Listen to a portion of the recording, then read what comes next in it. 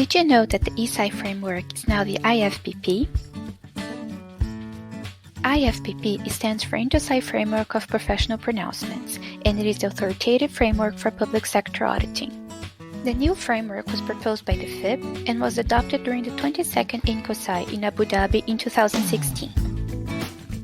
It clearly defines those standards that have to be complied with by an SAI that wishes to claim ISSAI compliance in its audit reports, making a clear distinction between these mandatory standards, which includes application guidance, and non-mandatory supplementary guidance. It also opens up the possibility for INTOSAI to develop pronouncements on competencies consistent with the principles on ISSAI 100. These changes recognize the central importance of ISSAI 100. ISSAI 100 establishes fundamental principles which are applicable to all public sector audit engagements, irrespective of their form or context. It defines the purpose and authority of the ISSAIs, the three types of public sector audit, and its elements. In the old framework, each document received an ISSAI number and were organized in 4 hierarchical levels. Level 1 contained the following principles of INTOSAI. Level 2 were the prerequisites for the functioning of supreme audit institutions. Level 3 contained the fundamental auditing principles, covering issues related to the process of carrying through an audit. And finally, on Level 4, we had the auditing guidelines.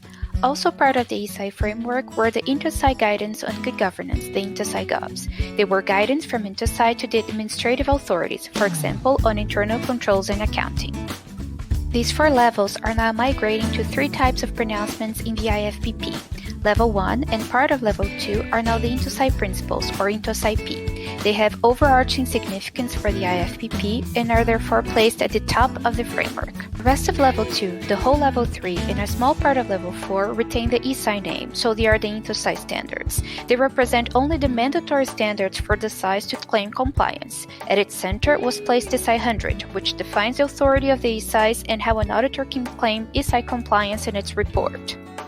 Finally, the other part of Level 4 and the INTOSAI GOVs are now classified as INTOSAI Guidance, or GIDs. GIDs are non-mandatory guidance that help the auditor gain a better understanding of how to apply the elements and principles of the standards during an audit. The different types of pronouncements are defined in the classification principles, which establishes the criteria to classify and number all documents that are part of the IFPP. The process to migrate from the ISSAI framework to the IFPP was established in the Strategic Development Plan 2017-2019 and will follow INTOSAI's due process, which establishes procedures for developing, revising, and withdrawing pronouncements. All documents in the ISSAI framework were reviewed. Many will not go through substantive changes. They will simply receive a new label and number according to the updated classification criteria. Some will have their content revised and updated to better fit the IFPP. Others are going to be withdrawn or substituted by more current documents. On the ISSAI.org website, you can find out more information about the new framework, access all the pronouncements, learn how they are developed through the due process, and keep up to date with all the standard setting work done by INTOSAI.